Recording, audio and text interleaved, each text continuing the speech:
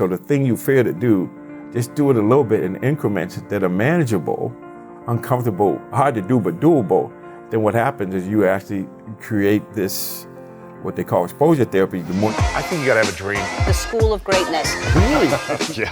Please welcome Lewis Howes. What do you think is the difference between the 1% of the athletes or the leaders that you've worked with mentally? What is the difference between the top 1% of high performers than the 2 to 100%? You know, what is the difference there? the willingness to succeed. When they've done this study and they ask coaches and experts, what is the one thing is the willingness to succeed. The willingness, and you might call it the pursuit of excellence. You could talk about never quitting and having a goal that says, yeah, I'm going to do this. I'm going to take it to the next level. So it's the hunger and the thirst. You have to go for it. It's not something that's going to come to you. It's something that you have to pursue. There's a lot of people that they don't have hunger. They're not hungry. How do you train someone, or is that not something you can train? Yes. So it's interesting because I've done a lot of research and study on this, even on my own. I had a sense of urgency. You had a sense of urgency. Some people have to create a sense of urgency. And before I was motivated by, my butt being on fire or just survival, just wanting to get to living. But you can create a sense of urgency by creating a possibility, a vision of possibility that you want to live into, or you want to serve more people or something. So initially it was me just getting out of that, butt on fire. Then the game I'm playing now, and I'm pursuing excellence and wisdom with grace and ease. So there's a hunger for me to want to get to the next level, to want people to help people get to the next level. And to me, it's about helping people understand they have a masterpiece and that their job is to express it and share it with the rest of us. But it's an inside job, and only they can do it. So unless they have the will and the desire and to do it, but not just say do it, but I have this will to succeed. I'm going to do whatever I need to do to get there. Yes. And so that's the 1%. That's the 1% that says I am responsible and I have a masterpiece inside of me, or I have greatness inside of me, and it's my job to develop it and express it. Yeah. And that's why it's so challenging, because if you want more than the other person, then that's a problem. But if you can help them discover that they have this greatness inside of them, this masterpiece that can be developed, and it can only be developed by them. So let's say there's a lot of really good athletes out there. There's a lot of really good humans, good people at their jobs, but they stay good and they don't transcend to the next level for themselves. Not meaning they have to be the best in the world at what they do, but they stay very comfortable. Right. Maybe they did well in college as an athlete, but they didn't take it to the next level because they didn't have the desire or the willingness or whatever it is. Maybe someone stayed well at their job for 10 years, but they got to a level of comfort, but they didn't want to grow and develop their skills to another level to see what's possible. How can you inspire, evoke, empower people that are at a good level, that have been stuck there for a while, that haven't been willing to do what it takes to see what their true masterpiece is? Is there a level of coaching? Is it It's what I said, you have to create a sense of urgency. Because why would they change? I'd be working with young athletes and say, "What's up, man? How you doing?" "I'm chilling." Yeah, relaxing. And I say, "Chilling ain't gonna get it done." You can be chilling, but you got to be willing. Yeah. So you can chill now, but then you have to step to the next thing. So the way that it works, especially if you're thinking about getting in a flow, you got to look at it as a step function, because once you get to a certain level, then it becomes normal. And so if you don't challenge yourself, it's like a step function, and the high challenges will get you revved up, and you have to have a vision of possibility. We live in the future we see. So if you're not uncomfortable, then you're probably not learning. And I don't mean being uncomfortable all the time, but I talk about getting comfortable being uncomfortable, which means keep moving and increasing your capacity to grow, learn, and experience life in different ways. And that's what it comes down to. So it's an inside job. Without the will, they're not doing it. And the will, some people look at will as having three components. One component is motivation. One component is commitment. But the third component is security or confidence. And so people who have a strong self-efficacy, like myself, like you, that we embrace the challenge. We see things as a challenge and a venture and something to move towards. So we're always trying to expand in capacity, our capacity, but we have this adventurous spirit that says, I don't know how far I can take this, but I'm just going to take it as far as I can take it. And it's fun, and it's something that I know creating a service for others. I want to help others by expressing or being a leader in terms of how am I going to not get so comfortable that I'm chilling. And when you get to that phase of even boredom or just relaxed and just sort of satisfied, that's when you have to challenge yourself. And if you challenge yourself, then you have to raise everything to meet that challenge. And unless you do that, that's where the self-regulation comes in. And that's why when you talk about MJ or Kobe, some of those guys like that, Tom Brady, there's a lot of them out there. I'm not naming all of them. Of course, the ones that are there now, I could name them all. But what it comes down to is you will know them by their fruits, right? You will know them by their ability to not settle and the ability to keep getting better. If you think of Steph Curry last year, he knew he wasn't going to, well, I can't speak for him, but it was pretty obvious they weren't going to win without Clay, but he took his game to a whole other level. And see, that's the thing. If Clay was there, would he been doing that? Probably not, because the situation probably didn't call for him to be extraordinary.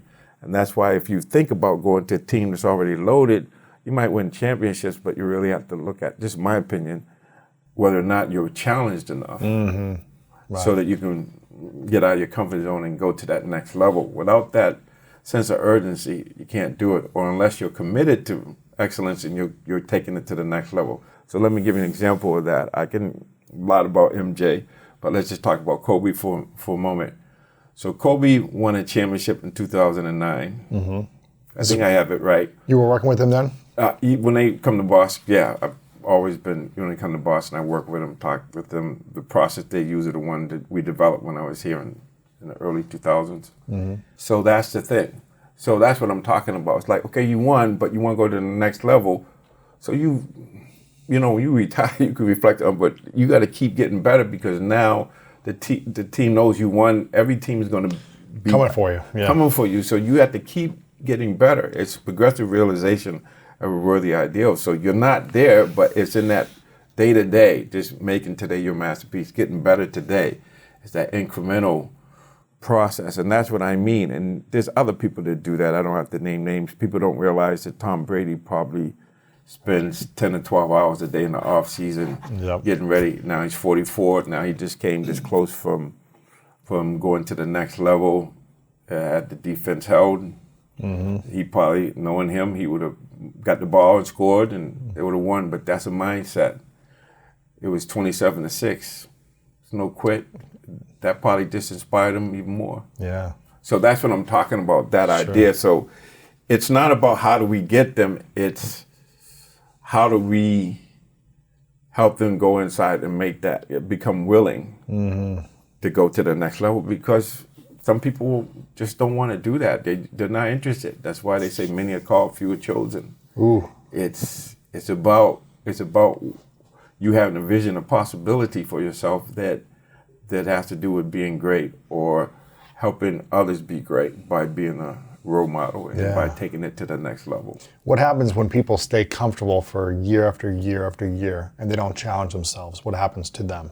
They become relaxed and bored. That's what boredom, we spend most of our time between boredom and anxiety. So if you look at it that way, so you're bored or you're relaxed, but you're just a couple of levels up from boredom. But if you're bored or if you're anxious, it's saying to you, if you're bored, you need to challenge yourself more. You need to have goal setting and set goals.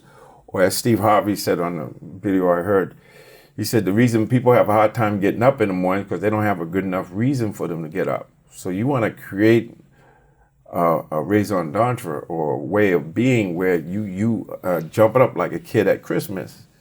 So Christmas Eve, you can't go to sleep because you know it's going to be. So you have to have that kind of a process where you are getting up and you're going at it because it makes you feel alive. It makes you feel like you're making a difference. And I would say what we're really talking about is people being who they are and not somebody that they're supposed to be or somebody wants them to be, but coming from that masterpiece. And when you're being real, so it's like we used to talk about it when I worked in the corporate structure. You have, Hump Wednesday, TGIF Friday.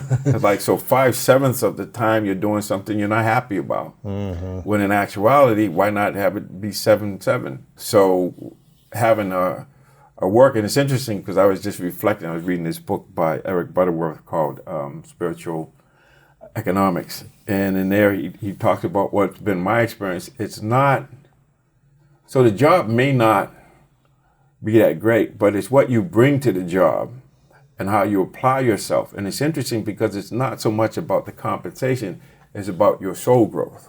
It's about you growing as a person, just being fully engaged in everything. And I think Jesus talked about this, about going the extra mile.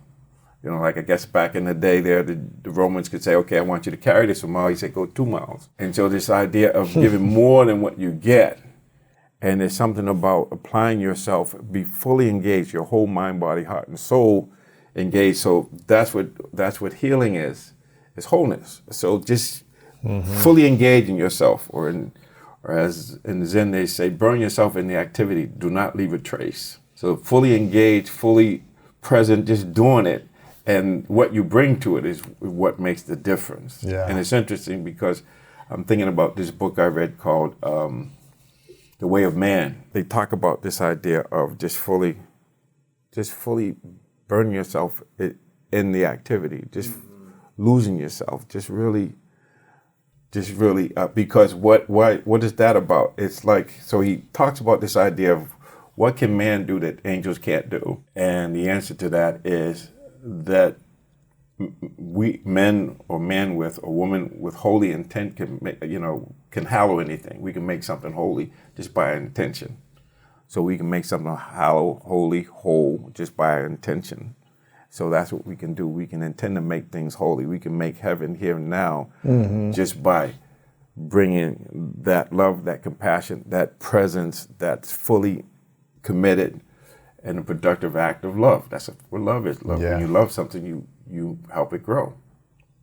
Right. So it's the intention. So do you have to stay in a job? I was in a job I didn't want to be in. Or I woke up and I'm making missiles. I used to work for Northrop back in the day, 16 years working on that stuff. And then I went to a high tech after that. But it was really more about, and I got into that job. How did I end up being a financial analyst, getting an accounting degree? Because my high school coach told me they make money. So I did it. So I did what I thought I was supposed to do. And it wasn't until I stopped that I started doing what I wanted to do. So I go from working in corporate, wearing a 3-piece suit, going back to graduate school, studying the soft sciences, like psychology. And then I'm there with people who are in the soft sciences wanting to go into business because they want to make money. And they look at me like, dude, what's wrong with you? You come in here with a 3-piece suit trying to do what we're doing. And it was very simple. That's because I was following my bliss. I was doing what I was supposed to do. It had nothing to do with what the compensation was. It had to do with me getting into a situation where I could fully express myself, be fully in, all in. I think you talk about that a lot, being all in. Yeah. And it's what I bring to it. And of course that can change, but what can't change is me being fully engaged in the moment with as much love and joy and compassion as I can have. Yeah. Something you mentioned there was healing is wholeness. Of the people that you train at the 1%, it seems to be like a lot of those people have a chip on their shoulder. They have something where they're, maybe not always, but it's like there was a pain somewhere that drove them to be great. And correct me if I'm wrong. When I was training as an athlete, I was very driven to be great, to prove people wrong. People that hurt me, or the pains that I went through, or the sadness I felt, the being picked on, and all those things, I was like, I'm going to become so big, so athletic, so strong, so needed that I'm going to prove them wrong.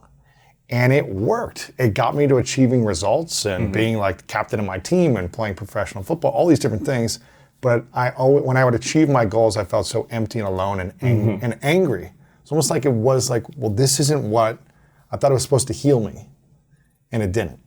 And then I went for a bigger goal. We kind of talked about this before a little bit. And it wasn't until I started doing the healing work that I was able to create from a place of peace and love and generosity, as opposed to, I got this chip on my shoulder, I got to keep showing up and like proving these people wrong or whatever. Do you think most of the top performers in the world create and build from a place of there's something that's still not healed or whole inside of them? Or do you know some that you worked with who have completely healed or on a healing journey and they're creating their masterpiece at a high level from wholeness? I think, and I'll speak about it this way because I don't get into people's hearts, and I mean I do, but I don't want to talk about people's hearts. Sure. Because I have to talk to them, and even if they express to me what it is, it may not be what it is. It's their interpretation of what it is. Right. And I watch their behavior. I think what's important is maybe that gets you there, that anger, or gets you to prove people wrong, because I was like that too. When you told me I couldn't do something, I'm going to show you. Tiger, I would show you.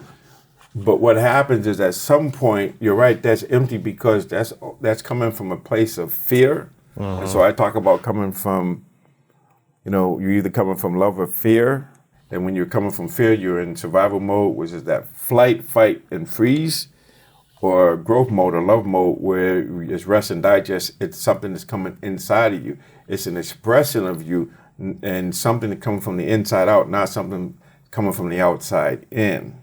And so even though you get there initially by that, you can't sustain that. And as you mentioned, there's emptiness there. There's no meaning there. Because you're not whole. You're just acting out of fear instead of coming out of love, where you can have your whole being be engaged in it.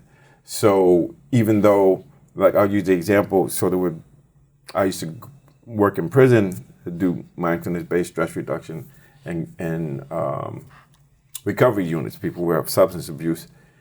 And some of them, they would mandate to be in the program. And so I used to teach where it was voluntary, and they were very different people were mandated and said, well, I'm forced to be here. And I said, yeah, there's some choice. You got here out of force, but you can decide to be here for you now. You can decide, instead of letting somebody's bad behavior affect you, or your bad behavior, or you being doing something you don't want to do, you can choose to do it for yourself. You can choose to change how you look at that in a way that's healing. So you can say, okay, I'm here. I might as well be here for me, even though they got me here, but I can fight it, or I can just embrace it and say, okay, how can I find myself in this mix? As Shauillie talked about, in this place, there's an opportunity for me to express myself, to me to get in touch with myself. And it's an inside job to do it for myself. And so I can't speak to all of those athletes, but I think at some point the ones that are happy are the ones, because if you do that and you're not in the field anymore or in that sport, how do you deal with life? Because now you don't have that place to express that outlet. Whereas, yeah, it gets you there, but why not be there for yourself and then deal with the whole person? How you feel, your body is physical, your mind is mental, the heart is emotional, social, and your soul, your spirit, that you want all of those aspects of yourself to be there. And so when we talk about the spiritual thing, it's like, how do you get out of survival mode into growth mode, and then embracing those parts of yourself that haven't been so helpful?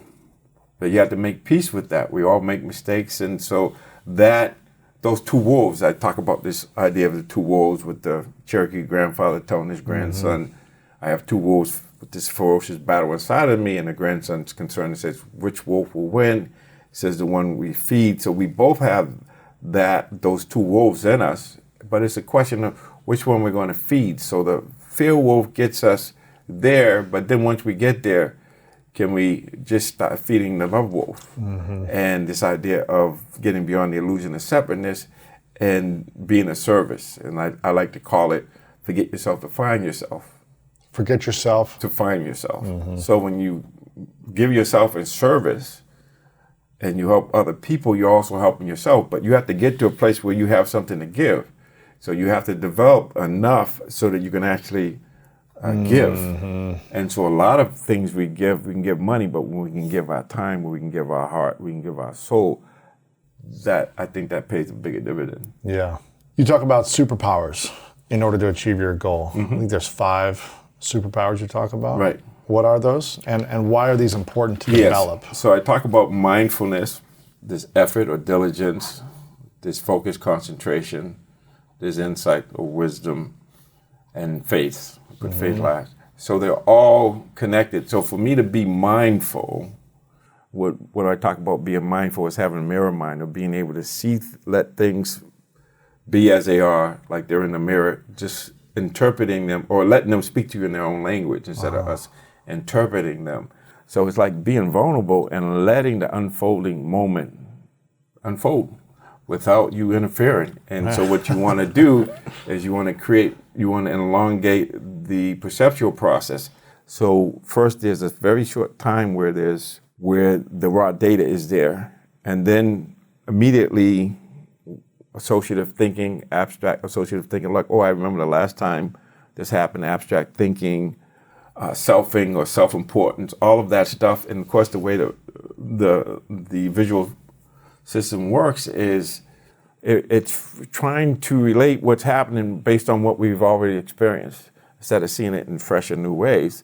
So we have to create this ability, because as human beings, we have this ability to sit back and watch things as a silent witness without being critical. And that's what it is, an uncritical observation, seeing things in a certain way. And that when we create space between stimulus and response, we start to be able to see things as they are, not as we remember them or as our mindset that we happen to be in is interpreting it in a certain way instead of seeing the raw data. So we want to be able to be mindful. So you have to have faith.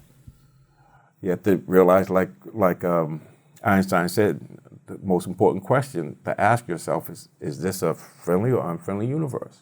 And let's just go with the friendly. If it's a friendly universe, then you will use all your resources to understand how things work and then align yourself with how things work, like gravity. You don't have to believe in gravity, it works. If you align yourself with gravity, you'll be okay.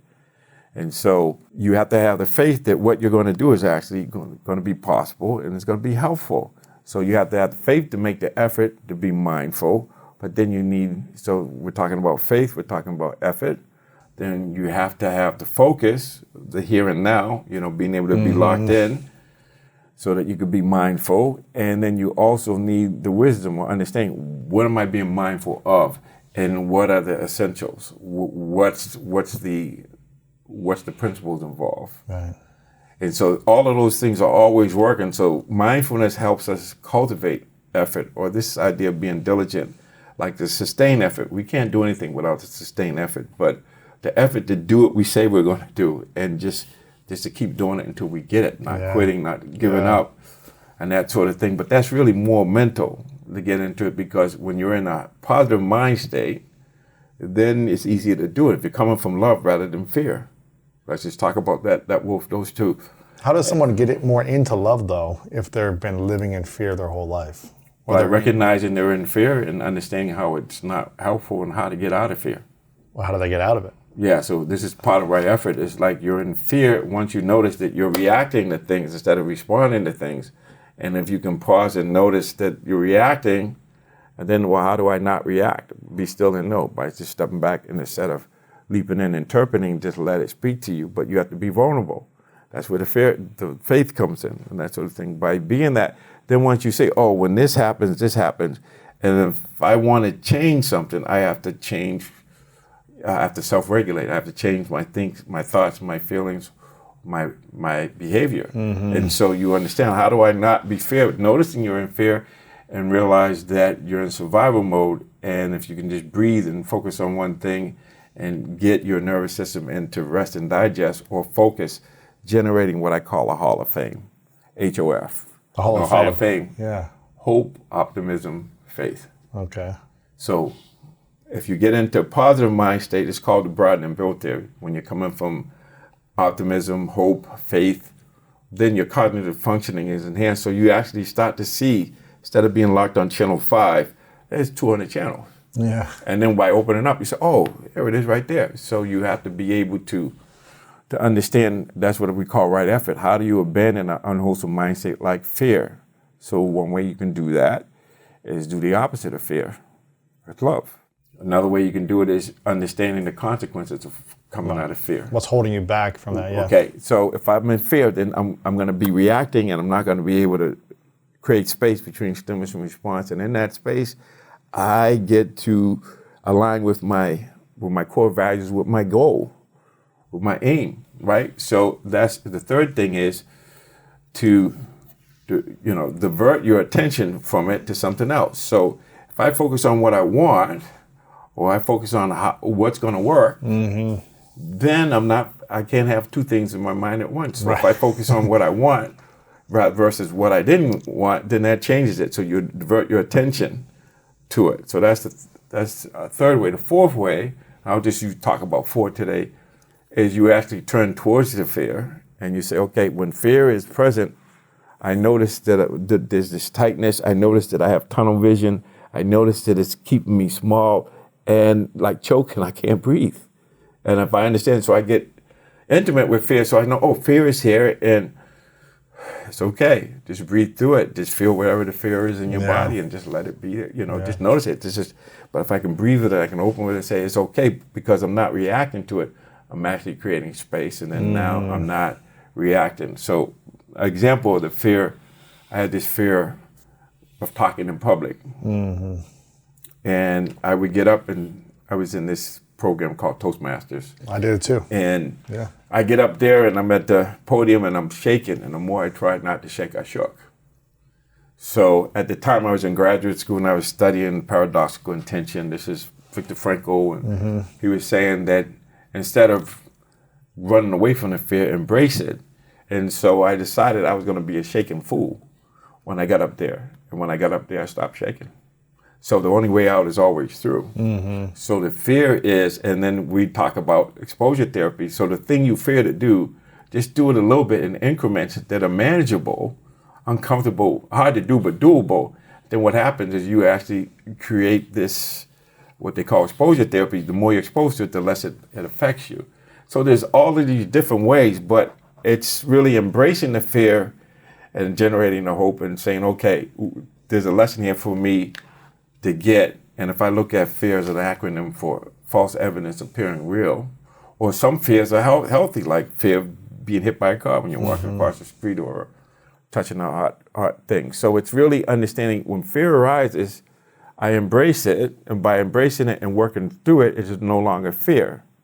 It's just a reaction, and we're learning from it. We respond to it. And so you embrace it, and you get comfortable being uncomfortable. And by embracing the fear and understanding it, it no longer is fear. What was the biggest fear you've had to overcome? Being myself. When did you learn that? I didn't learn that. I just observed myself self-sabotaging and being uncomfortable. So this is what Marianne Williamson said, our greatest fear is not embracing our masterpiece, our divinity, but it's just uncomfortable. And we know the nervous system, if something is unpleasant, it's going to avoid it. And if it's pleasant, it moves towards it. And if it's neither, it spaces out. So we're afraid of our greatness. But it's by embracing that greatness that we can, we have to, once again, that exposure therapy, just taking it a little bit more. So I do it more and more. But it's, my greatness, and it's not something I thought about. It was just something I observed. When did you realize that you weren't fully being yourself? Like, how old were you? I think when I was in recovery in 1984, I was about 32 and a half, something like that, when I started getting glimpses of it, realizing, oh, there's more to it, because I lived in my own little fantasy. But just to open up and to see that I was responsible and that I could choose my response and stuff like that, I realized that on some level I was hiding out in plain sight. Just like those folks that like don't get up if you can't keep up, as Vin Diesel says. Wasn't interested in getting up. So that's it. But it's really fear. The process of fear is probably the main thing. But that's how it manifests, and not realizing. And you know how it feels to realize that you're afraid of your greatness? You really feel like a loser when you do that. Ooh. But that's just a thought. It's not reality. It's just, okay.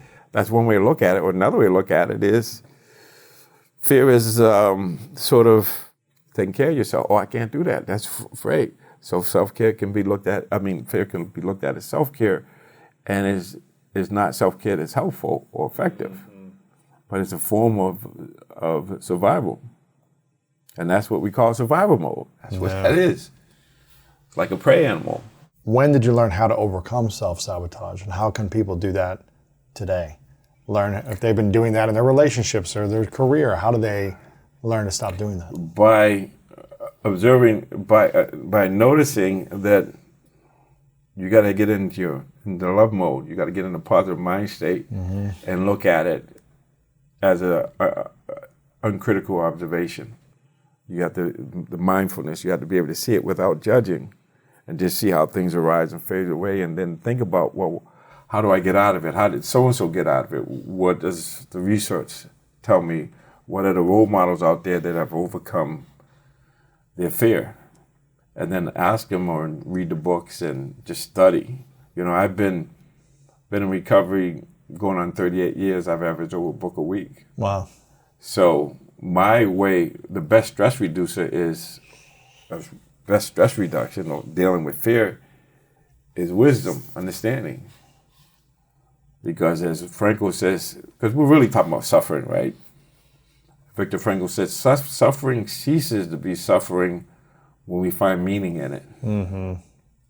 So when you find meaning in it, then it ceases to be suffering. So we have to touch our suffering, we have to go into it, and we have to understand it. For some reason, it's hard to understand the meaning of suffering when we're in it sometimes. That's right. I always look back and I'm like, man, that was a rough time in my life, but I wouldn't change a thing because it helped me overcome this adversity, and it helped me learn this skill, and it helped me have more courage or whatever it is. But it's like when you're in it, you can't, I shouldn't say you can't, it's hard sometimes to really step back and have wisdom and observe, oh, I'm in this horrible... Unless you have a habit of doing that. Yeah, unless you're... And unless you're able to feel it in your body and step away and get out of the mindset.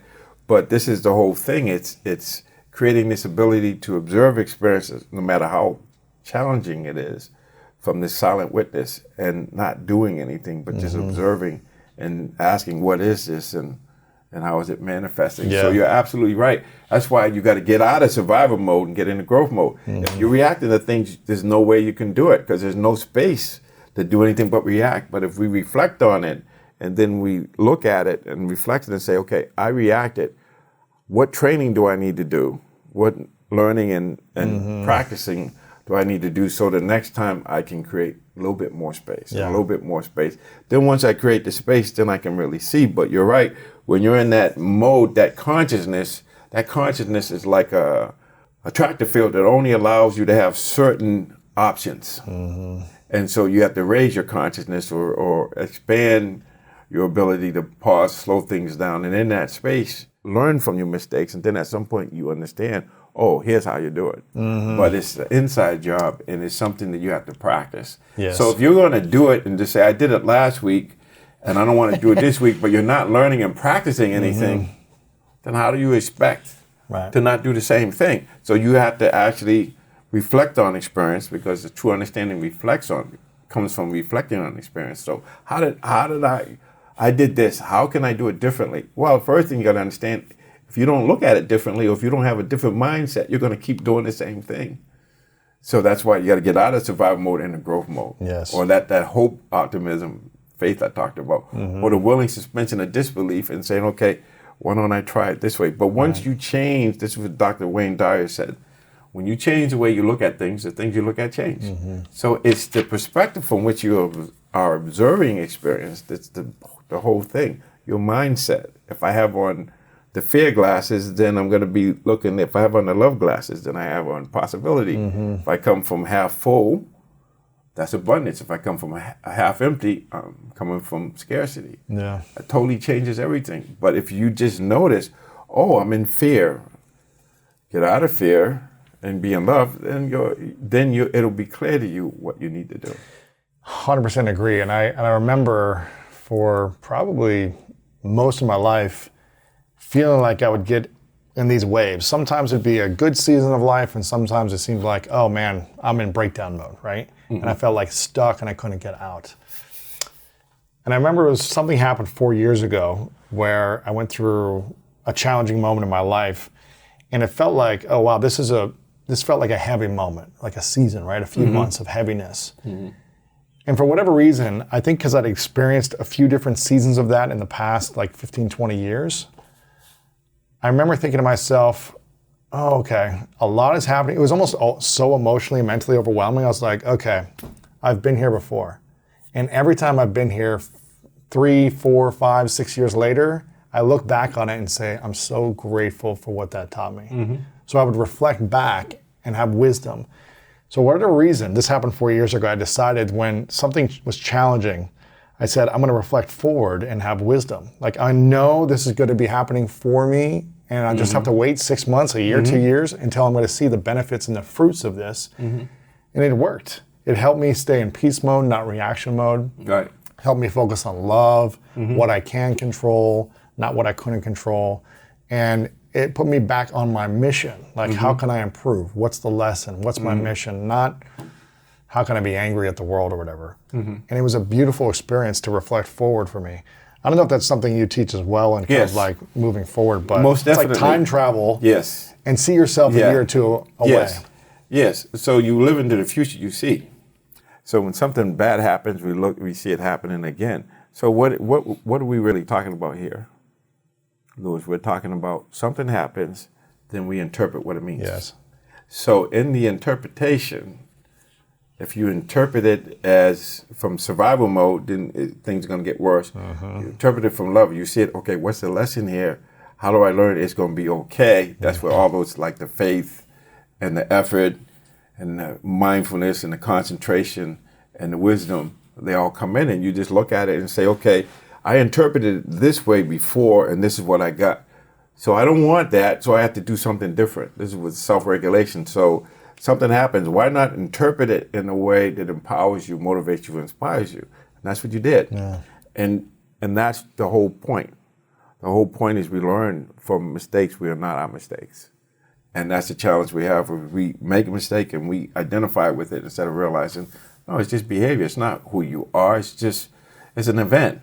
But then we carry it. So when you were talking about that and all of that carry on, I was thinking about when I work with baseball and softball players, when you haven't got a hit, each time you go up, you keep adding on to the drama. The pressure. So you're going up with a 16, 20-pound vest on instead of saying what Yogi Berra, one of my philosophers, when they asked him about that, he said, I ain't in no slump, I just ain't hitting. Yeah. So what he's really saying is, I just have to get a hit, but I'm not bringing those other 16 at-bats into the moment with me.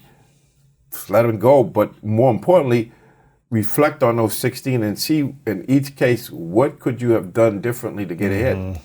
So now you don't look at the string, you look at, okay, what do I need to change? What are the principles involved in getting a hit? Seeing the ball, having my hands right, being ready, having the relax, having the confidence. It's your mindset. There's a certain mindset that you need to have. And then physically, you got to have your body ready. But more importantly, you have to have this idea that you're going to do well. Yeah. That you have what we call outcome expectation. You expect things to turn out. Just like what you talked about. Oh, no, this is happening, but I expect it to turn out. So now you can let go to grow. And you can say, okay, this is just a stepping stone. It's not a roadblock.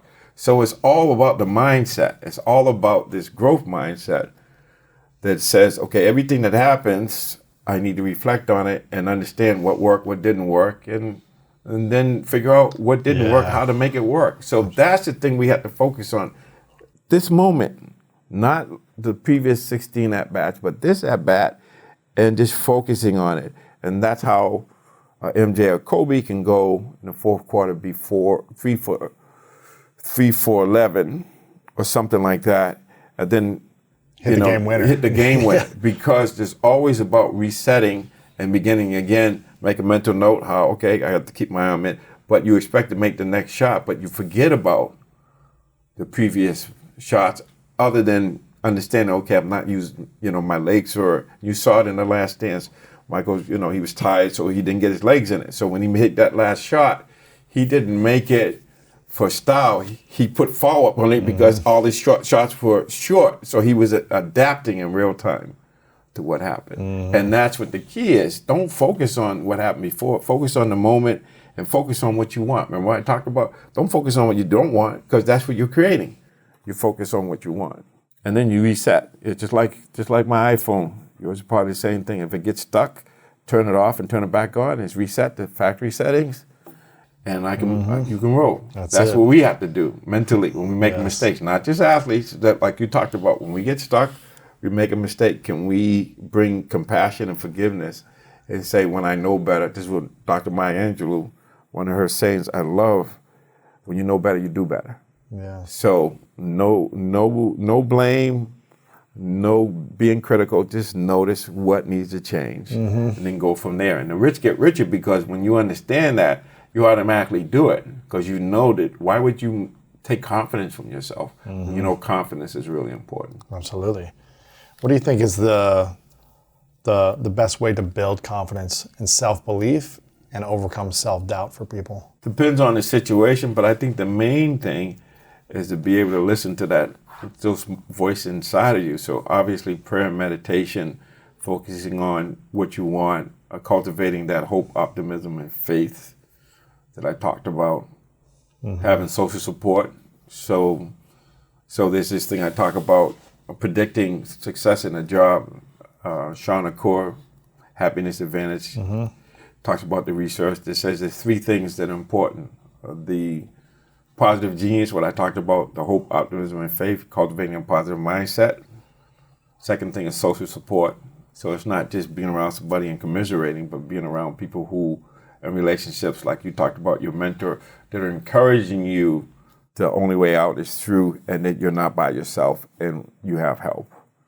And then the third thing is seeing the crisis as an opportunity or seeing it as a challenge. And like we said before, people don't look at things as challenge. They just look at, oh, that's bad, I don't want to go there. Instead of saying, no, this is an opportunity for me to learn something. And even if I don't want to do it for myself, my kids, I want my kids, or I want to impact society in a way where people are saying yes to life and not no to life, and are leveling up and embracing challenge, seeing opportunity, rather than staying back and being reactive, to be proactive and to really talk about how can you express yourself, that masterpiece within. It comes out when it's challenged.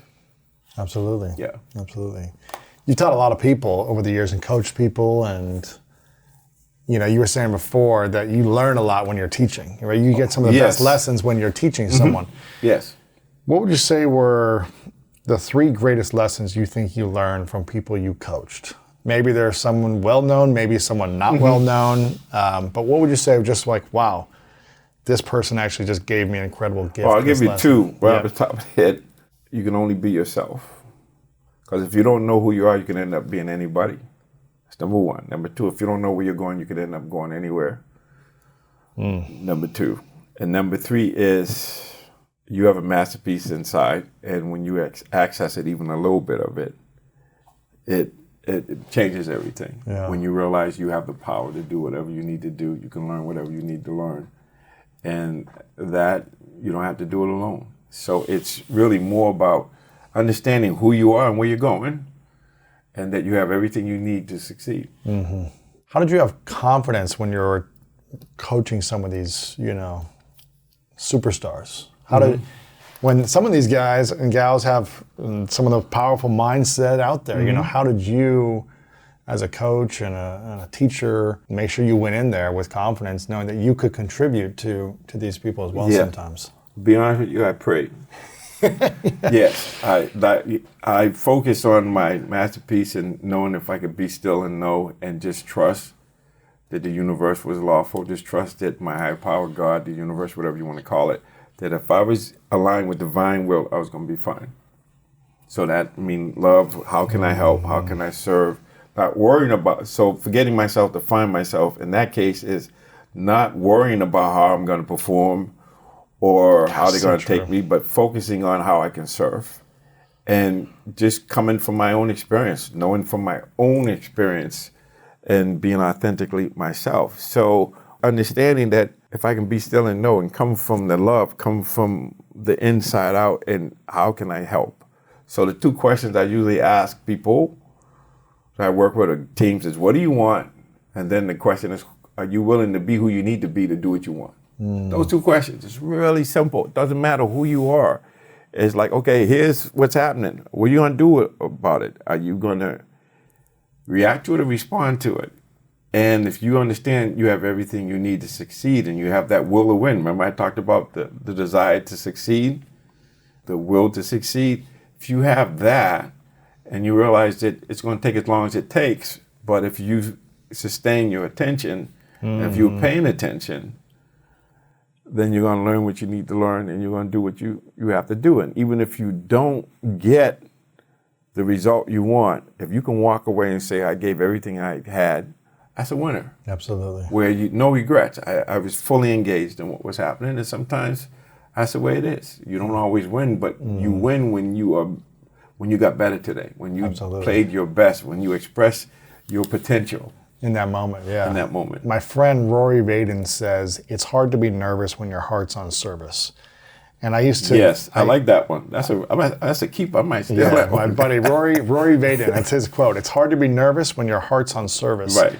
Yeah. For years, I would be nervous before a game, a speech, whatever it might be, an opportunity to present something. And it wasn't until maybe 7 years ago, where I reached out to a coach and right before a big speech. And I'd been speaking, I did Toastmasters as well, because that was my big fear. Right.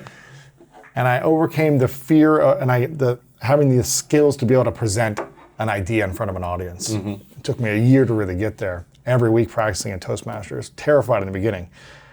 And years later, after I'd been speaking professionally for a while, I was still getting nervous like the day before, and I didn't understand why. I was like, I should be better by now. I was judging myself was the first thing. But I reached out to a coach and I said, I don't know why I'm still nervous. This was about an hour before a big speech. I go, what can I do? And he said, you're focused on yourself, not on the audience and serving. He's like, no, you're going to make a mistake. No, you're not going to remember every line or every point or joke or whatever. Stop thinking about you and what people think of you and start focusing your energy and attention on how you can be of service to them. And that was a big shift for me. And, I still maybe get a little nervous here and there, but it's like whenever I feel that insecurity, I just think I'm not going to be 100% perfect, and that's okay. But if I put all my energy on the message, the mission of what I want to get across and focus on that, realizing I'm not the best speaker in the world, and I'm not trying to be that, then it relieves the nerves. Yeah. It's helpful. You forgot yourself to find yourself. Yeah, right. So I'd like to say a couple of things about nerves. It's not the nervousness that's the situation, it's how you react or respond to it. So I'll give you an example. People don't know, but Bill Russell, I grew up in Boston, so I watched the Celtics.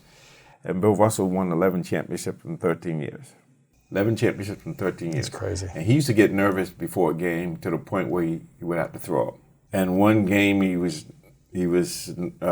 before the game, and Red Auerbach said, Russ, did you throw up? Yeah. He said, no. He said, go in the locker room. Don't come out until you do. Well, what's that about? Because he knows when he's nervous, he plays his best. Really? And part of the nervousness could be for a lot of reasons. It could be maybe because you want it so badly or whatever.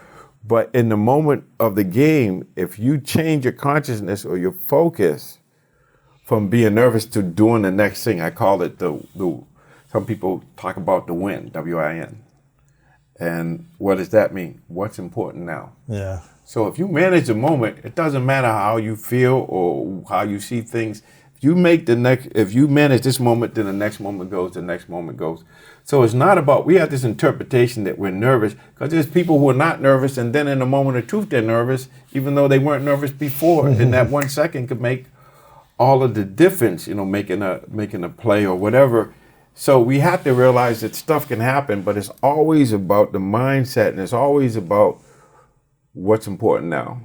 managing this moment and forgetting yourself to find yourself. When you're in flow, there's no self-consciousness there. Yeah. You're doing the thing in and of itself. You're not focused on the results, because you focus on the results. That's where a lot of the nervousness might come from, because you're focused out there instead of being in here and just managing the moment. And that's the most important thing is, right now, there's nothing wrong. Right now, there's nothing wrong. Think of how profound that is. Yeah. There's nothing wrong. But if we think about the past or the future, or if we say, yeah, but, then it's a problem. But if we just say there's nothing wrong and just focus on what you're doing, even if you make a mistake, correct it in real time and keep it moving. But that's too simple. We have complicated minds. But that's it. It's like, so you're nervous, so what? Like with me, I was shaking. I was nervous. And the more I tried not to shake, I shook. I was like this. And then once I just said, I don't care. I'm going to be a shaking fool. I'm going to be the best, the most nervous person there ever was. Now, once you do that, you change your relationship to it. And then you don't make it a thing. Then it totally transforms everything. Yeah. So that's it. So you're absolutely right. It worked for you. As long as you focus on service, you won't be nervous. But even if you are nervous, who cares? The thing is, can you make the play, even if you are nervous? Can you do the next thing? What's important now? And if you focus on what's important now and forget yourself and just focus on the task, then you find yourself. That's the paradox. That's one of my Georgisms. Forget yourself to find yourself. Yeah. Once you get out of the way and just let what's inside of you, your divinity, express itself, and being real and being authentic. So being authentic means you're nervous, you're expressing your nervousness. Yeah. But it's your relationship to it. In that space, how are you going to respond to it in a way where it actually helps you get to the next level? Yeah. So you had a drug addiction for a while, is that right? How long was that period of time for? I couldn't really tell you. I know I stopped in 1984, but I was, 15, 20 years, whatever. What do you think is the root cause of addiction in general? Why people get addicted to substances? And then also, what was the biggest lesson you learned from your recovery, from rehab, recovery, and getting off of that? Yeah, well, not speaking, that's a big question to speak about it, but I think the nervous system is programmed to go for things that's pleasant. You approach things that are pleasant, avoid things that are unpleasant, and space out if it's neither pleasant or unpleasant. Now, the neutral that's positive is when you're in equanimity, or when you're in the center in the eye of the hurricane, where there's not a preference. It's not indifference. So you're not moving towards or moving away. You're just holding your center and just observing things. I just didn't want to be in my experience for whatever reason. I was trying to get away from reality. And I found a way that I could hide out, or I could just kind of dull the pain or numb it. And sometimes people just start using drugs and alcohol because it's the thing to do. And then some of us, because we get addicted to it, we need it more and more. And so it wasn't, I think the most important thing is just to notice that I was doing things that got to the point where I was just, I was a functional addict, I still worked and everything, but it was robbing me of myself. And it's like people, some of us, my father was alcoholic, so all my uncles, I probably there's some part that's just nature and nurture. But I think the main thing was that, I found out, well, for me, especially, I was always drinking, all right, but with the alcohol, with the drugs, it just made me feel more, it got rid of some of my inhibitions, and I felt like I could just, it just changed me. It gave me courage and stuff like that when I think about it. So, but it doesn't matter so much how you start. What matters is that once you start, you can't stop. Yeah. And some people could do it in safety. I couldn't.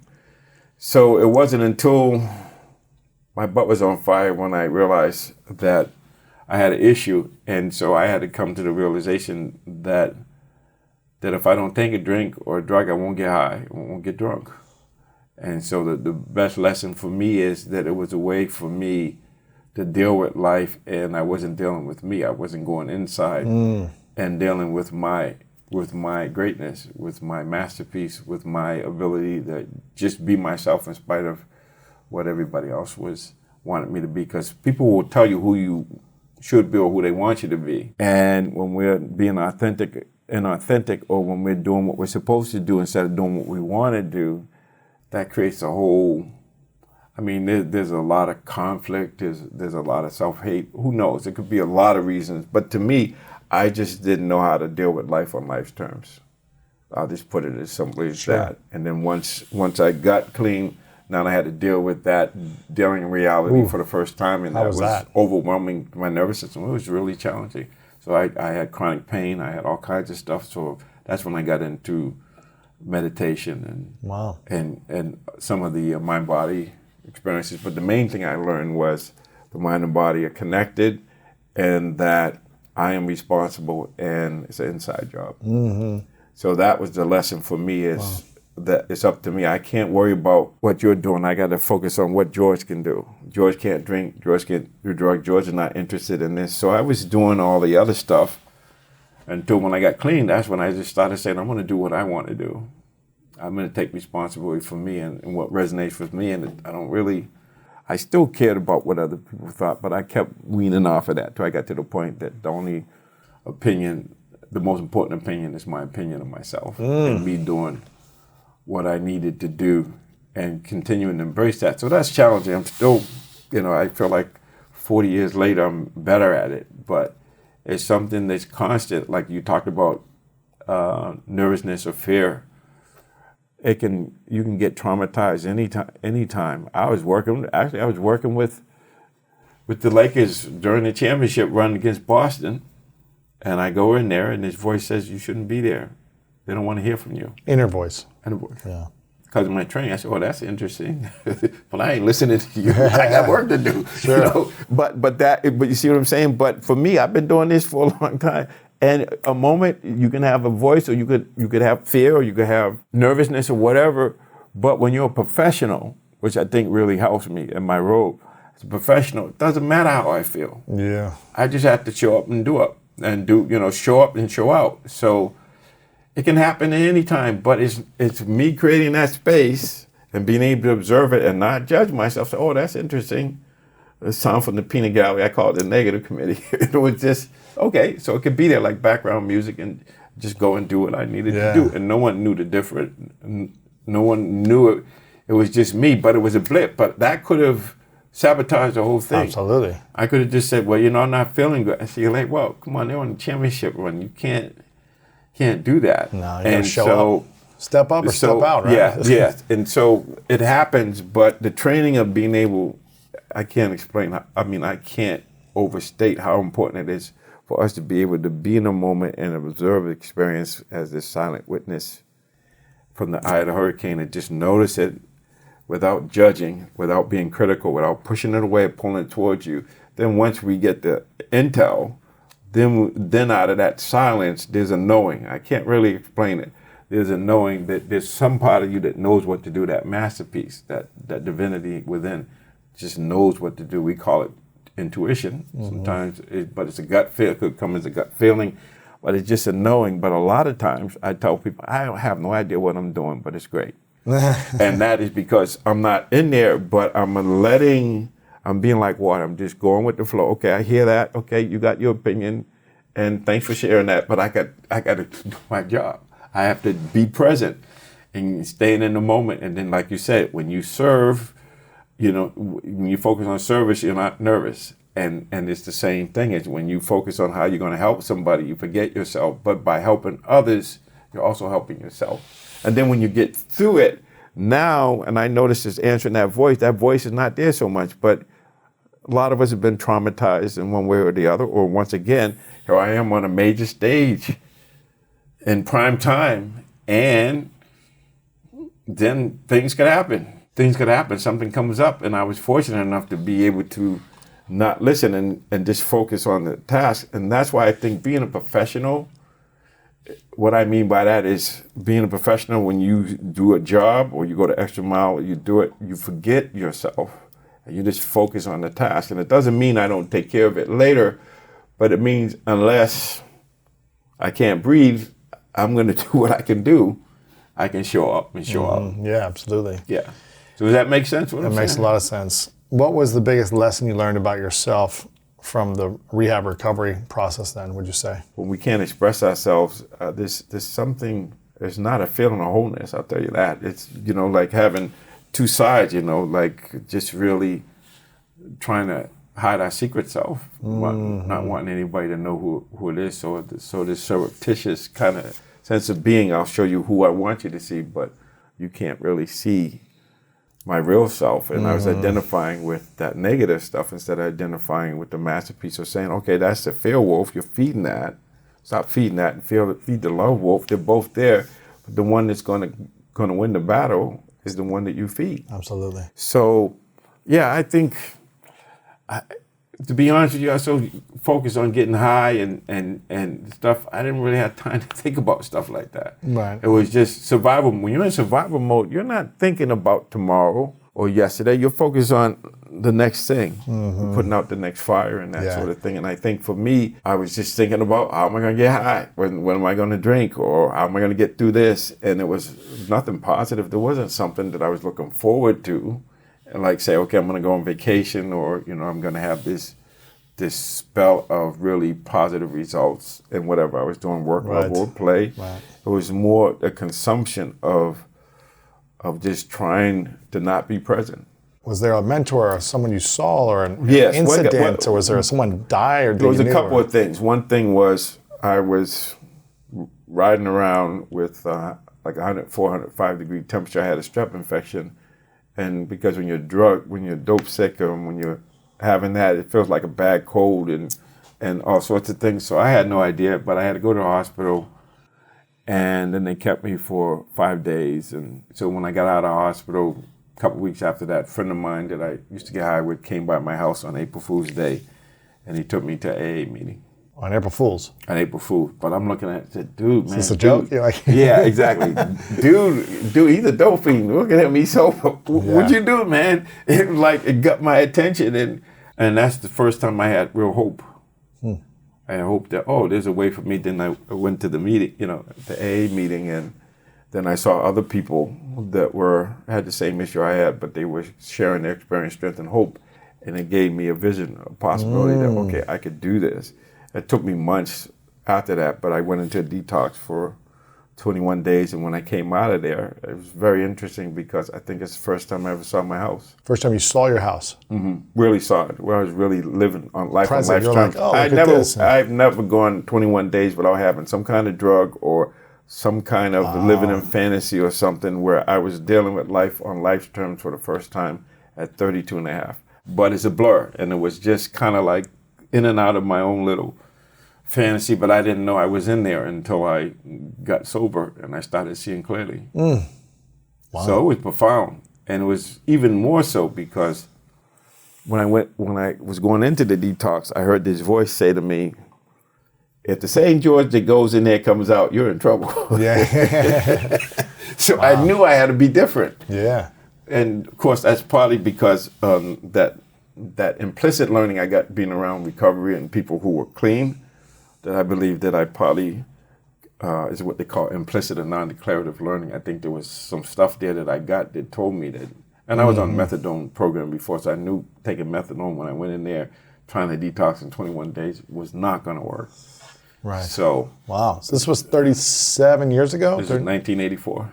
Yeah, 37, 38 years ago, I guess. Yeah, it'll be 38 years in July. Wow. After going through that, man, everything is a blessing, man. Man, life is amazing compared to what it used to be. I want to ask you a question about the fears. We talked about it a little bit before, the fear therapy, exposure therapy. Yeah. And really, facing the fear, the only way out is always through, and exposing yourself to it, to feeling it, and then going more into it. But you don't have to go look for it. It's there. It's just how you... To lean into it. Yeah, lean into it. Embrace it, is what you said. Yeah.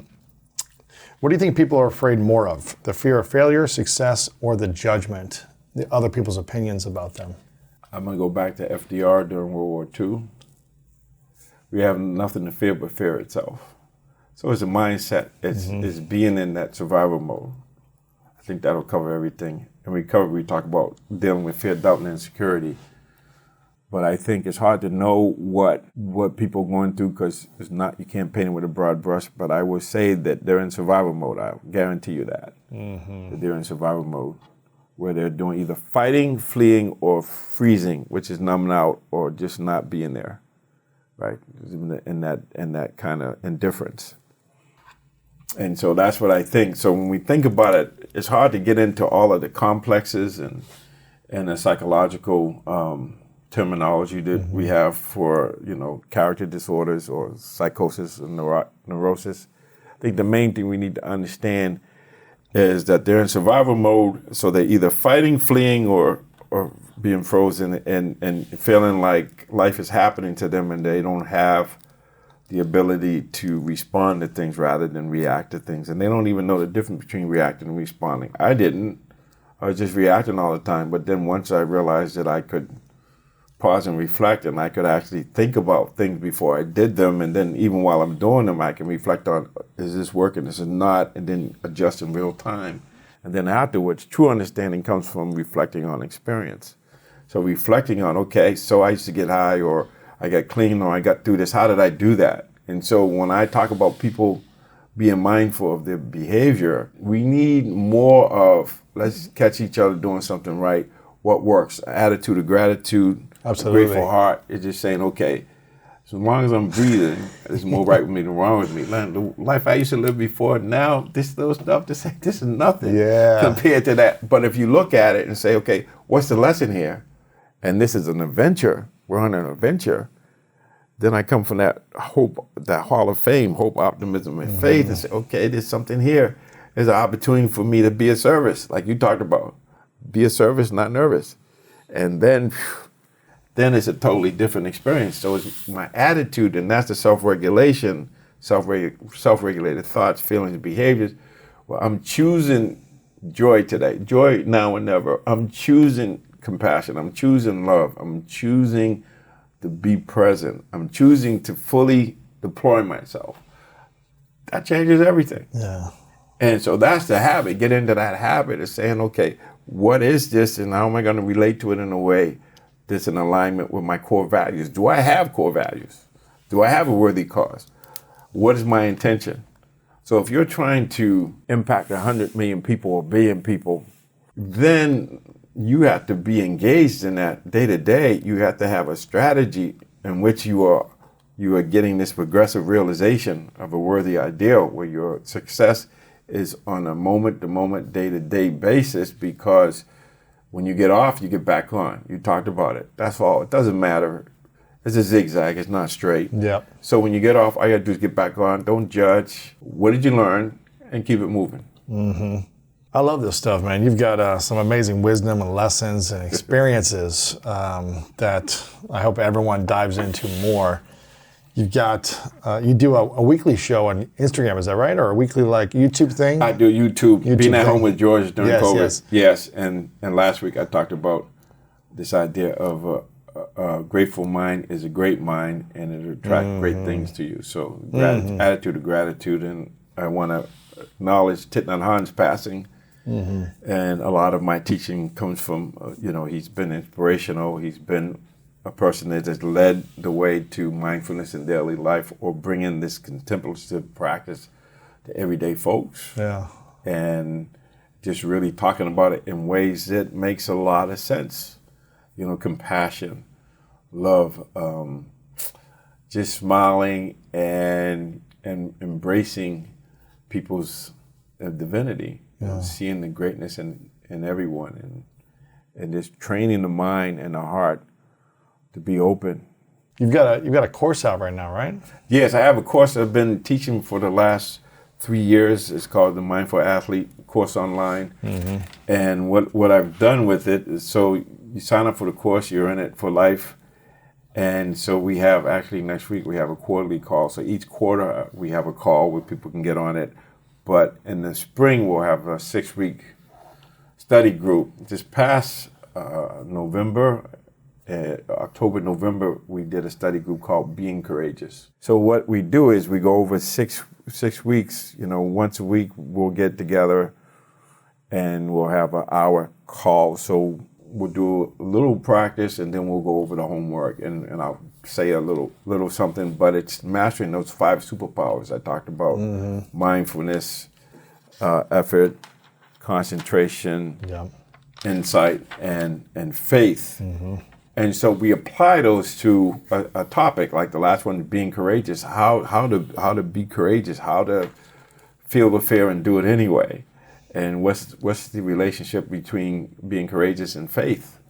You know, your courage, you know, it means there's fear. We talked about fear. You feel the fear and do it anyway. Or you have to have faith. Faith helps you to be courageous because you don't know what's going to happen, but you know something good's going to happen if you just show up and show out, and you're true to your, you know, you just learn from your mistakes. You just kind of do that. So we go through it over and over. It's what I call circular learning. I read my book probably 47 times. Wow. And this last time I'm reading it, it's interesting because I have this client of mine who goes into prison and he's using my book. And so we go over each one of those superpowers. And so, of course, me being a recovering perfectionist, You're going over it all the time. I go over it. And each time I go over it, I learn something new. And I say to myself, man, this is a really good book. Who wrote this? and I say that because I wasn't there when I wrote it. I just was expressing that. Yeah, it was flowing through you. It was flowing through me. But I keep reading it, and each time I read it, it gets a little bit deeper. It gets more in my psyche. So when I said to you, the best way to learn something is to teach it, because when you teach it, what you give comes back to you. But also, you have to understand what you're saying in a way, and then you have to present it to other people. So it encourages me, encourages us to know that if you have something, you share it with your family, your friends, you talk about it, it gets more into your psyche because you repeat it over and over. So you keep going over this idea that you embrace whatever comes up. That's what I talk about, embrace and generate the hope. You have to keep finding the courage to say yes and to say, what's the lesson here? Right. And then kind of move through that.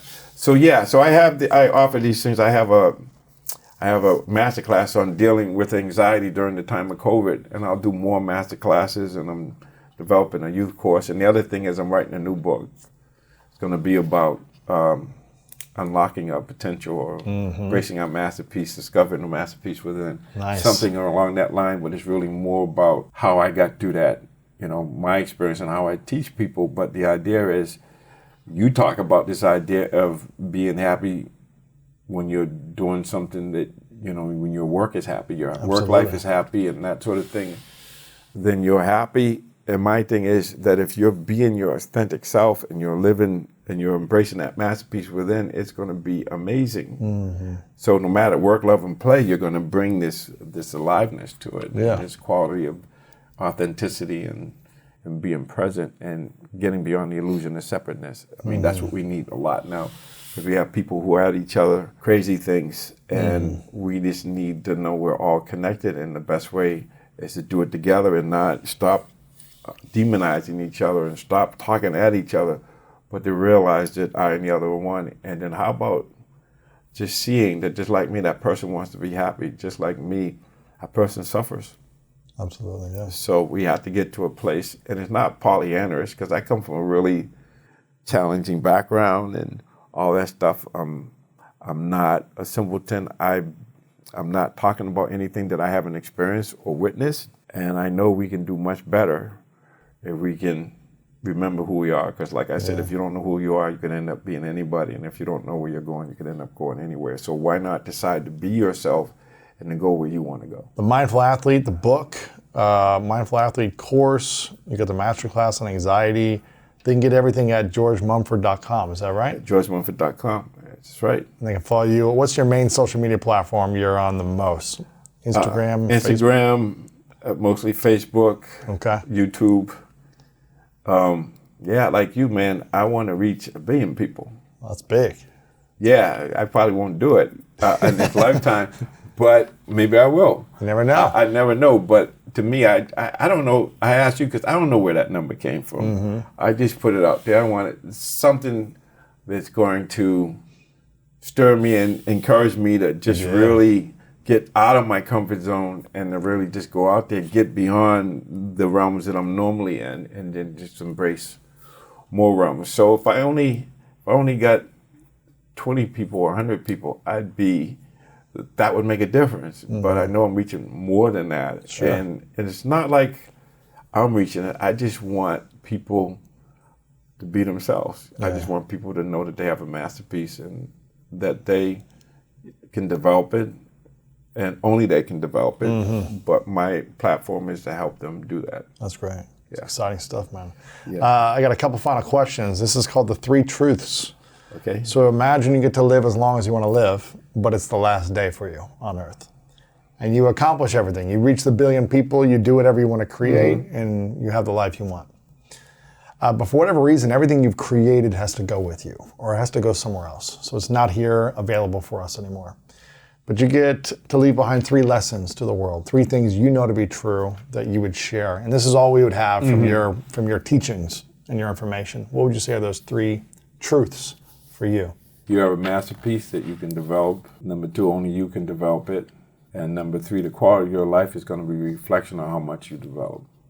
It can be developed and only you can develop it. And to the degree that you develop it, the quality of your life and the quality of your service is going to be a reflection of it. If you only develop it a little bit, at the end of your life, you'll be like, oh, look at all this I did not develop that I could have. Yeah. And you'll be frustrated or resentful or regretful. And I hope at my last days that I can continue to be in joy now and never, and to just be as loving and as present as I could be. That's beautiful. Yeah. I want to acknowledge you, George, for how you have transformed your life and how you've used your lessons for service. You know, I've never been addicted to drugs or alcohol. I've never been drunk or high in my life, believe it or not, because I saw what it did to certain people in my life. And my brother was in prison for many years for drugs, for selling drugs. Yes. And so I guess fortunately I got to learn from other people and realize I don't want to go down that route. So it kind of scared me, but I think it helped me as an athlete and other things. So I don't know what that feels like, but I do know how challenging and almost seeming impossible it is for people to overcome addiction. For a lot of people, it seems almost impossible for a lot.